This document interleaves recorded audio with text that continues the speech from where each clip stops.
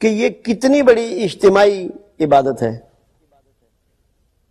جو آپ محلے اور گلی میں نماز ادا کر رہے ہیں، اور جب آپ کسی بڑی مسجد میں جاتے ہیں، جمعہ ادا کرتے ہیں، پھر آپ کو اکٹھا کیا جاتا ہے، عیدین ادا کرتے ہیں، اور پھر آپ کو حج پہ بھیج دیا جاتا ہے، اتنا بڑا اجتماع، پوری امت کے مختلف ممالک کے لوگ اکٹھے ہوتے ہیں، مختلف مسالک کے، مختلف ذہنوں کے. تو یہ کتنی بڑی اجتماعی عبادت ہے. جب آپ یہ اجتماعی عبادت کرتے ہیں تو آپ کو 27 گنا ملے گا یا کوئی گناہ کا حساب ہی نہیں رہے گا.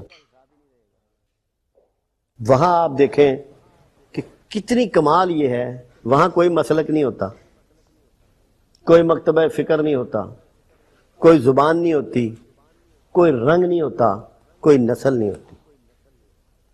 تو جو عبادت کا سب سے بڑا شعبہ ہے وہ یہ اس سے کہ اگر آپ اس جذبوں سے نکل جائیں، ان منفی سوچوں سے اور منفی انداز کو ترک کر دیں، اور آپ کے پیش نظر کوئی قابل نفرت نہ رہے، آپ میں اور اس میں کسی میں تفریق نہ رہے، وہ پوزیشن بنتی ہے حج پہ آپ کی.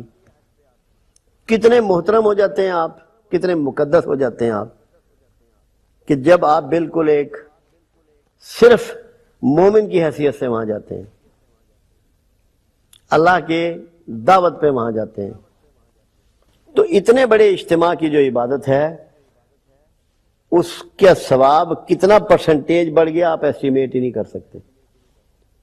صرف آپ کو اس کو سوچنا ہے کہ پوری امت کو سالانہ اللہ اکٹھا کر رہا ہے، اللہ کو کیا مل رہا ہے، اللہ کو اس سے کیا فائدہ ہو رہا ہے. اس کا فائدہ امت کو ہے کہ وہاں جاؤ اور صرف وضو کر کے نمازیں نہ پڑھو، سوچو کہ رسول اللہ صلی اللہ علیہ وسلم کو اللہ نے کیوں مبعوث فرمایا، آپ کو یہاں کیوں بھیجا، کیا سوچنے کے لیے بھیجا، آپ کے ذریعے پروردگار کا مقصود کیا ہے کہ آپ کو اکٹھا کیا جا رہا ہے سالانہ طور پر. اور پھر ہر سال یہی کام ہوتا ہے. ایک سال سوچو، غور و فکر کرو، اگلے سال جا کے وہاں دیکھو کہ جو آپ نے غور و فکر کیا تھا اس پہ آپ کتنا چلے، آپ نے کتنا اس پر کام کیا. یہ آپ کو وہاں اکٹھا کیا جا رہا ہے رسول اللہ صلی اللہ علیہ وسلم کے پروگرام کی تکمیل کے لیے، اللہ کے پروگرام کی تکمیل کے لیے. رسول اللہ صلی اللہ علیہ وسلم کا پروگرام کیا تھا؟ تمام کائنات سے شرک و بت پرستی کا خاتمہ.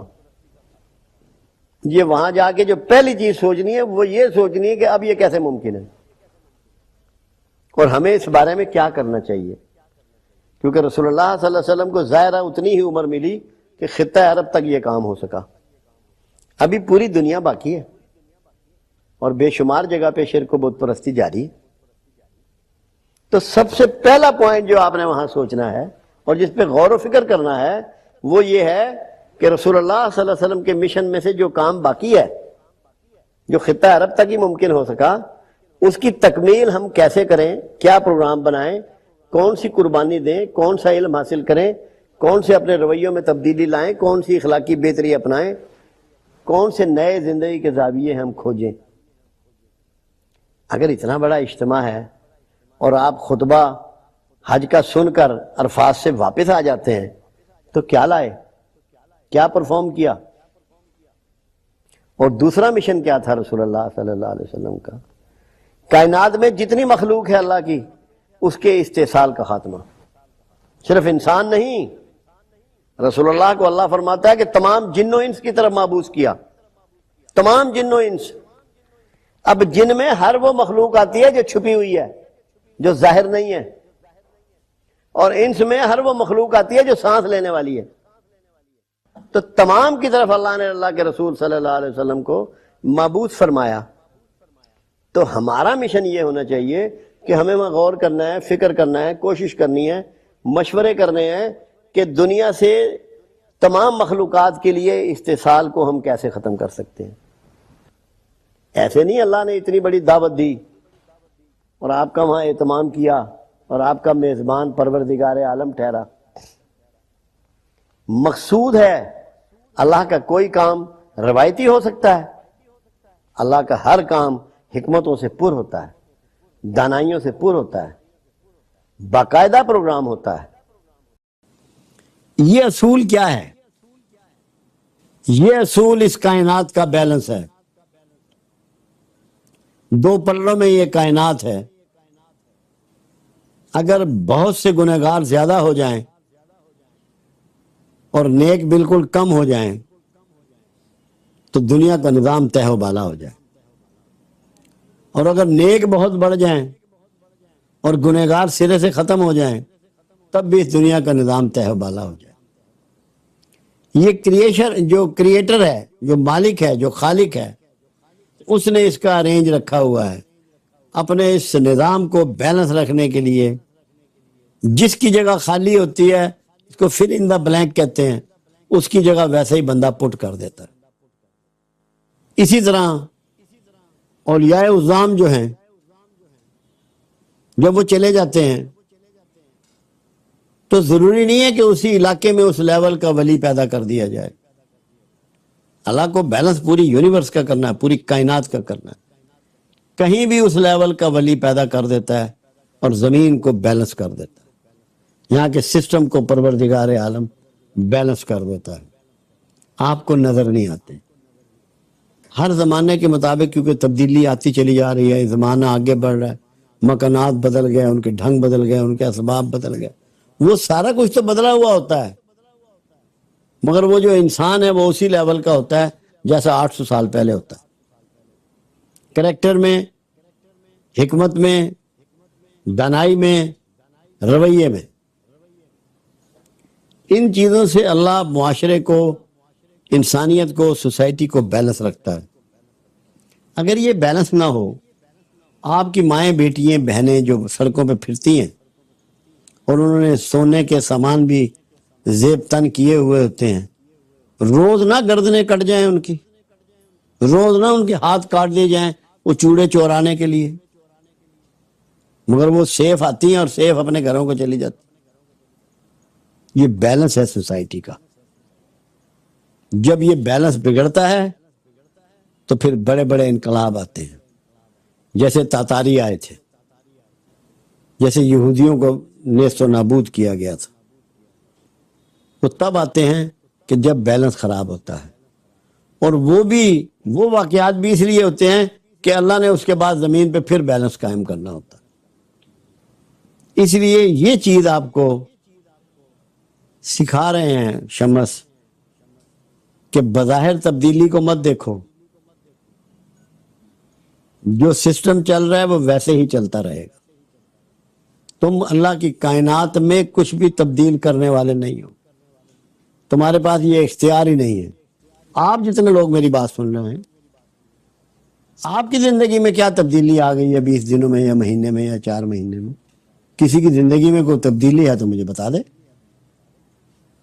سب کچھ ویسا ہی نہیں چل رہا، صبح جاگنے سے لے کے رات سونے تک، ناشتہ، دوپہر کا کھانا، بچوں کا اسکول جانا، دفتر جانا، دکان پہ جانا، فیکٹری جانا، اپنے کام پہ جانا، شام کو پھر کھانا اور سونا اور آؤٹنگ کرنا اور ہوٹلنگ کرنا۔ کون سی چیز بدلی؟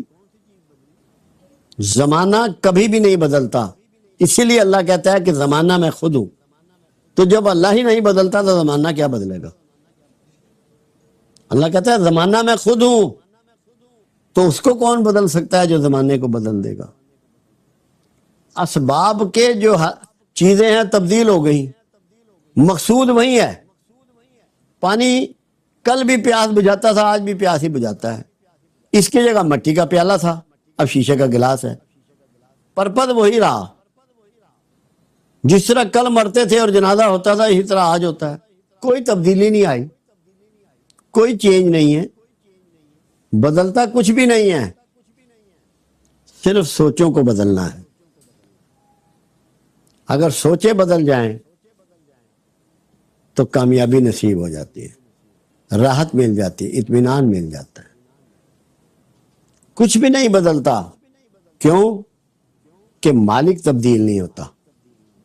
مالک وہی ہے، اس کے رویے وہی ہیں، اس کی حکمتیں وہی ہیں، اس کی طاقتیں وہی ہیں۔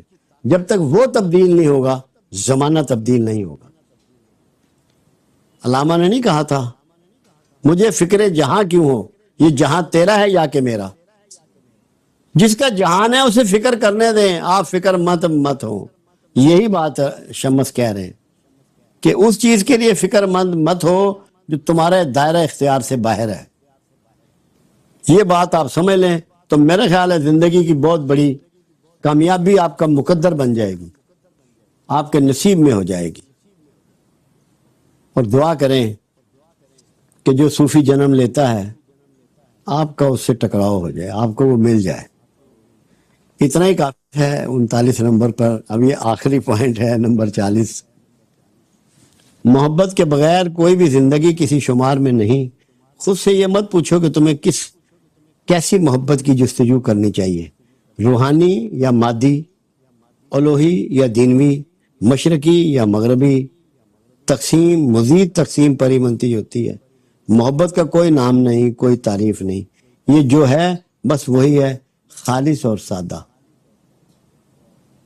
جب آپ اس کو کوئی نام دے دیں گے، مشرق کا، مغرب کا، مادیت کا، الوہیت کا، نام تقسیم کا ایک حصہ ہے۔ محبت تقسیم کو روکتی ہے، اور جب آپ محبت ہی کے ساتھ تقسیم وابستہ کر دیں گے محبت کی نفی ہو جائے گی۔ اللہ نے اسی لیے اپنا نام رب العالمین رکھا، تمام تقسیم کو ختم کر دیا۔ اس کو ماننے والے، نہ ماننے والے، شریک ٹھہرانے والے، سب کے لیے اس نے ایک پروگرام، ایک ایجنڈا، ایک اصول وضع کر دیا۔ اپنے پیارے پیغمبر کو رحمت للعالمین کہہ دیا، تقسیم نہیں کیا۔ محبت کا ایک ہی معنی ہے کہ تقسیم کو قبول مت کر، توحید کا ماننے والا ہو جا۔ توحید کا مطلب ہے کہ اب تقسیم نہیں ہے، ایک کو مان لے، ایک کا ہو جا۔ جب تم ایک کے ہو جاؤ گے تقسیم نکل جائے گی، تقسیم نکل جائے گی، نفرت جدا ہو جائے گی، محبت باقی رہ جائے گی۔ کچھ دوستوں نے کچھ سوالات بھیجے ہیں جو لکھ کر مجھے دیے ہیں، میں چاہ رہا ہوں کہ اس کے جوابات بھی میں آپ کو دوں۔ جس انسان کو اس سے جڑے ہوئے انسان معاف نہ کرے، اس پر روب جھاڑیں، اپنی بالادستی نافذ کریں، اس مظلوم کے لیے زندگی گزارنے کا کیا ڈب ہونا چاہیے؟ 2-3 طریقے ہیں جو ہمیں سکھائے گئے۔ سب سے پہلا یہ کہ وہ اللہ سے آہ و بقا کر سکتا ہے۔ اللہ کہتا ہے کہ مظلوم کی آہ میرے عرش کو ہلا دیتی ہے، اور ہمیں حکم یہ کرتا ہے کہ تم اپنے مظلوم بھائی کی مدد کرو۔ اس کے لیے پیغام یہ ہے کہ تو صبر اختیار کر، جو ظلم پر صبر کرتا ہے اللہ اس کا معاوضہ اس کو ضرور دیتا ہے۔ تیسرا یہ ہے کہ رسول اللہ صلی اللہ علیہ وسلم نے فرمایا ایک ایسا زمانہ آئے گا کہ لوگ تمہارا حق ادا نہ کریں گے، تم لوگوں کا حق ادا کرتے رہنا اور اپنا حق اللہ کے سپرد کر دینا، اللہ پر چھوڑ دینا۔ چوتھا اس کا حل یہ ہے کہ اس کی دادرسی کے لیے اسٹیٹ سامنے آئے، یا سوسائٹی میں اتنی جان ہو کہ وہ اس کی مظلومیت دور کرنے کے لیے سامنے آئے۔ جتنے پیغمبر اللہ نے مابعوث کیے سارے مظلوموں کے ساتھی تھے اور ان کے لیے جد و جہد کرتے رہے۔ اس میں ہمارے لیے پیغام یہ ہے کہ ہم ہر مظلوم کا ساتھ دیں اور کوشش کریں کہ اس کے نقصانات کا ازالہ ہو، اس کی عزت افزائی ہو، اور اس کو جو ذلت اور خواری اور جو پریشانی اٹھانی پڑی ہے وہ نہ اٹھانی پڑے۔ یہ معاشرے کی اخلاقی ذمہ داری ہے۔ اس کے لیے راستہ صبر کا ہے اور اللہ سے داد رسی کا ہے۔ جبلتوں کے منہ زور گھوڑے کو کامل محبت سے زیر کیا جا سکتا ہے یا علم و عقل سے؟ جبلتوں کے گھوڑے کو صرف محبت سے زیر کیا جا سکتا ہے۔ بغیر محبت علم و عقل بھی کام نہیں کرتی۔ علم بہت بڑی دولت ہے، عقل بہت بڑی دولت ہے، مگر انسانوں کو سدھارنے کے لیے محبت کام آتی ہے۔ بڑے بڑے جنگلی سدھر جاتے ہیں محبت سے۔ وہ محبت یوٹیلائز علم اور عقل سے کرنی ہے۔ بے وقوفوں کی طرح محبت کو اپلائی نہیں کرنا، کیونکہ علم و عقل بہت بڑی نعمتیں ہیں۔ 3 چیزوں کے بارے میں یہ کہا گیا، اللہ جب کسی پر مہربانی فرماتا ہے اس کو عقل عطا فرماتا ہے،